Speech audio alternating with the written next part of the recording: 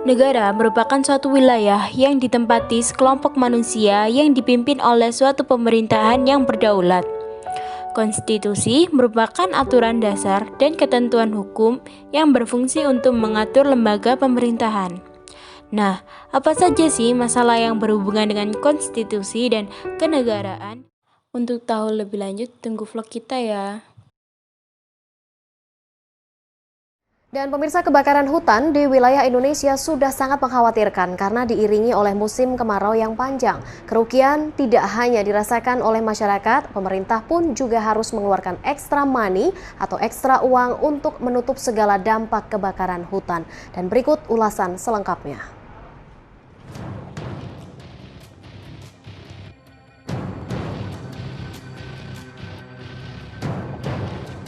Kebakaran hutan selalu saja terjadi setiap tahunnya. Bahkan wilayah Sumatera, Kalimantan, dan Pulau Jawa dalam 18 tahun terakhir selalu saja terjadi kebakaran hutan.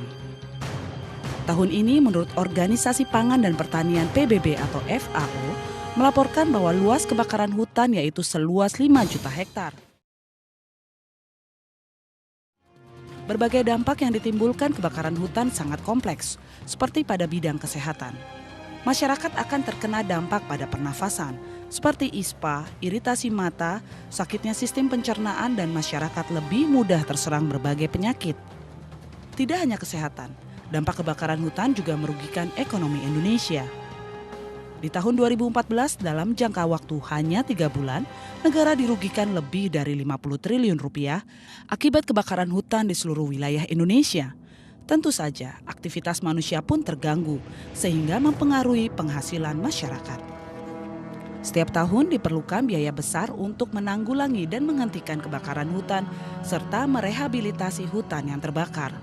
Kas negara pun digunakan untuk kesehatan masyarakat akibat kebakaran hutan.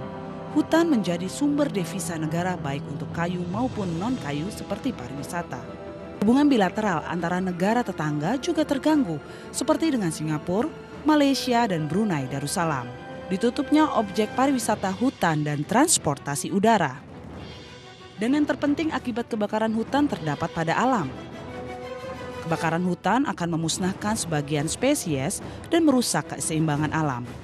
Mengancam kelangsungan hidup sejumlah binatang, seperti hilangnya habitat sehingga mereka akan keluar dari hutan dan menjadi hama seperti gajah, monyet, dan lainnya. Hilangnya sejumlah spesies flora dan fauna akibat kebakaran hutan. Hutan dengan tanamannya yang berfungsi sebagai penahan erosi, ketika tanaman musnah akibat kebakaran hutan, akan menyisakan lahan hutan yang mudah terkena erosi, baik oleh air hujan, bahkan angin sekalipun. Kawasan hutan yang terbakar membutuhkan waktu yang lama untuk kembali menjadi hutan. Terbakarnya hutan memberikan dampak atas hilangnya kemampuan hutan dalam penyerapan dan penyimpanan air hujan. Kebakaran hutan menghasilkan asap, gas CO2, dan gas lainnya. Sehingga kemampuan hutan sebagai penyimpan karbon juga hilang. Semua itu berpengaruh besar pada perubahan iklim dan pemanasan global. Debu dan sisa pembakaran yang terbawa erosi akan mengendap di sungai dan menimbulkan pendangkalan.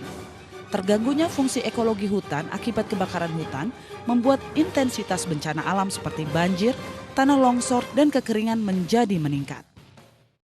Mengapa sih hal tersebut bisa terjadi? Mengapa hal tersebut melanggar konstitusi? Siapa yang patut disalahkan? Bagaimana sih cara mengatasinya? Untuk tahu lebih lanjut, tunggu vlog kita ya.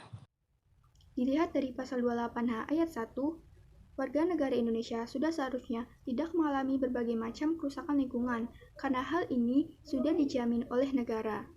Banyak sekali akibat yang ditimbulkan akibat kasus karhutla ini. Salah satunya yaitu jumlah penderita penyakit infeksi saluran pernapasan akut atau ISPA yang akan terus bertambah.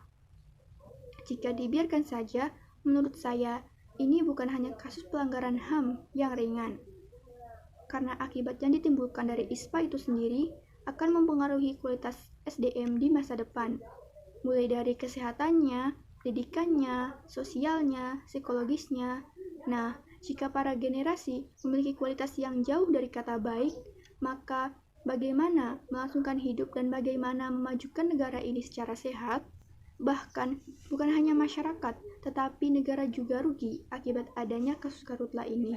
Negara Indonesia adalah negara yang memberikan perlindungan terhadap semua makhluk hidup yang ada di dalamnya, termasuk manusia, hewan, dan tak terkecuali hutan. Perlindungan terhadap hutan sudah diatur dalam konstitusi kita, terutama pada pasal 33 UUD NRI 1945. Selain itu juga diatur ke dalam beberapa undang-undang seperti pada UU nomor 41 tahun 1999 tentang kehutanan, UU nomor 26 tahun 2007 tentang penataan ruang, UU nomor 32 tahun 2009 tentang perlindungan dan pengelolaan lingkungan hidup, dan lain sebagainya.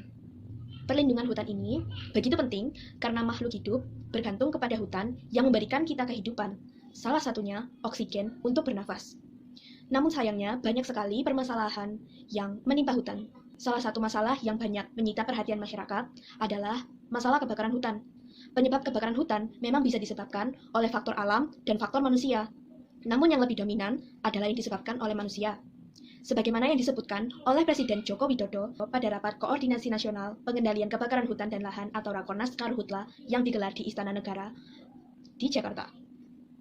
Beliau menyebutkan telah menerima laporan bahwa 99% kebakaran hutan dan lahan terjadi akibat ulah manusia yang disengaja, serta seluas hampir 80% lahan yang terbakar dijadikan kebun.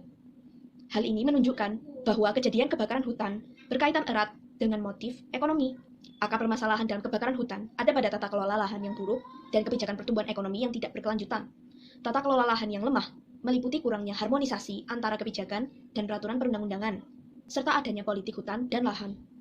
Kebijakan yang menyebabkan pertumbuhan ekonomi yang tidak berkelanjutan, seperti adanya peraturan kepala daerah yang memperbolehkan setiap rumah tangga membuka lahan dengan jalan membakar lahan seluas 2 hektar, menyebabkan kejadian kebakaran hutan semakin tidak terkontrol. Kebakaran hutan menimbulkan kerugian berupa kabut asap yang dapat bertahan lama dan menyebabkan infeksi saluran pernafasan akut atau ISPA bagi masyarakat yang tinggal di sekitar titik kebakaran. Anak-anak yang masih ada dalam kandungan terancam terlahir prematur. Sedangkan anak-anak kecil yang banyak menghirup asap terancam mengalami kerusakan fisik dan kognitif seumur hidup. Kebakaran hutan tidak hanya merugikan masyarakat Indonesia, tetapi juga masyarakat di negara tetangga, seperti Malaysia dan Singapura. Peristiwa yang terjadi hampir setiap tahun ini jelas mencederai amanah konstitusi terhadap hak hutan dan hak warga negara untuk menghirup udara yang sehat. Hal ini juga tentunya melanggar UUD 1945 pasal 28H ayat 1 yang berbunyi, setiap orang berhak hidup sejahtera lahir dan batin, bertempat tinggal, mendapatkan lingkungan hidup yang baik dan sehat, serta berhak memperoleh pelayanan kesehatan. Menurut saya, kebakaran hutan melanggar konstitusi dengan tingginya kasus kebakaran hutan dan akibatnya yang merugikan masyarakat dan hutan itu sendiri, maka pemerintah perlu lebih tegas dalam menegakkan hukum. Menurut saya, kasus tersebut disebabkan oleh adanya oknum-oknum tidak bertanggung jawab yang menginginkan pembentukan lahan baru tetapi dengan biaya yang sedikit. Mereka memanfaatkan kondisi alam Indonesia yang memiliki 10% lahan gambut dan banyak mengandung karbon. Mereka mengeringkan lahan tersebut lalu membakarnya sehingga timbul kebakaran yang cukup hebat dan menyebabkan proses pembentukan lahan semakin cepat dan biaya yang dibutuhkan semakin sedikit. Mereka lebih memilih cara ini karena relatif lebih murah daripada menyewa traktor. Kasus ini sudah menyebabkan kerugian yang cukup banyak bagi banyak orang. Kerugian tersebut antara lain infeksi saluran pernafasan akut yang banyak diderita oleh orang-orang sekitar lahan tersebut. Selain itu, kasus asap ini juga sudah sampai ke negara tetangga sehingga Indonesia diprotes. Di sini saya akan memberikan beberapa solusi untuk bagaimana sih menanggulangi kebakaran hutan yang seringkali terjadi di wilayah Indonesia. Seperti yang kita ketahui bahwa Indonesia merupakan negara dengan banyaknya kasus atau tingginya kasus kebakaran lahan hutan khususnya dikarenakan salah satu faktornya juga dikarenakan karena kita memiliki iklim tropis sehingga kita memiliki 2 musim di mana ada musim hujan dan musim kemarau. Untuk solusinya sendiri, yang pertama untuk solusi pencegahan atau preventifnya ialah yang pertama kita tetap menekankan atau lebih menggencarkan kembali untuk sosialisasi kepada masyarakat, khususnya masyarakat yang berada di sekitar wilayah atau titik-titik yang rawan bencana, rawan kebakaran hutan, akan bahayanya kebakaran hutan, larangan pembakaran hutan secara liar, larangan pembuangan puntung rokok seperti itu, atau larangan-larangan yang dapat tindakan-tindakan yang dapat menyebabkan kebakaran hutan sendiri. Yang kedua, adanya diklat atau pelatihan terhadap masyarakat di sekitar khususnya di sekitar wilayah titik-titik api atau titik-titik panas di wilayah kebakaran hutan, agar mereka lebih sigap atau lebih cepat saat menghadapi kebakaran hutan itu sendiri, sehingga dapat meminimalisir atau menekan meluasnya kebakaran hutan itu sendiri. Yang ketiga, pemasangan hardware atau software yang mendukung untuk mendeteksi adanya kebakaran hutan di suatu wilayah, sehingga dengan dideteksinya secara dini adanya kebakaran hutan ini dapat mendukung untuk pemadaman kebakaran hutan itu secara cepat juga. Untuk solusi saat terjadi atau untuk menanggulangi kebakaran hutan saat terjadi, yang pertama bisa dilakukan 3R. Yang pertama yang pertama yaitu rewetting, atau dimana menjaga kelembapan dari lahan gambut. Di Indonesia sebagian besar wilayah hutan merupakan tanah gambut, sehingga sulit atau kadang sukar sekali untuk dilakukan pemadaman.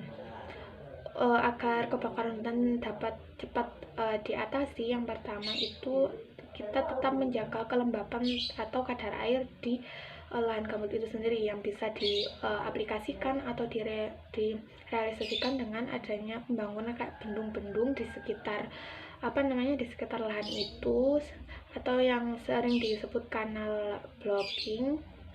Yang kedua, setelah kita menjaga itu, adanya revegetasi atau penanaman kembali lahan gambut setelah terjadinya kebakaran itu, sehingga tidak mengganggu ekosistem yang terjadi di sana. Yang ketiga, setelah itu ada revitalisasi, di mana revitalisasi yang dimaksud di sini para perestorasi hutan gambut itu diharapkan dapat berdiskusi dengan masyarakat sekitar tersebut untuk bagaimana dapat mengolah lahan gambut itu sehingga dapat meningkatkan kualitas ekonomi masyarakat sekitar di wilayah tersebut. Kesimpulannya, asap dari kebakaran hutan dan lahan ini membawa banyak dampak merugikan bagi masyarakat. Semoga solusi dan saran yang kami berikan dapat direalisasikan dengan baik untuk mencegah terjadinya kasus berulang, sehingga keutuhan, persatuan, dan kesatuan negara dan konstitusi Indonesia tetap terjaga. Sekian dari kelompok kami. Wassalamualaikum warahmatullahi wabarakatuh.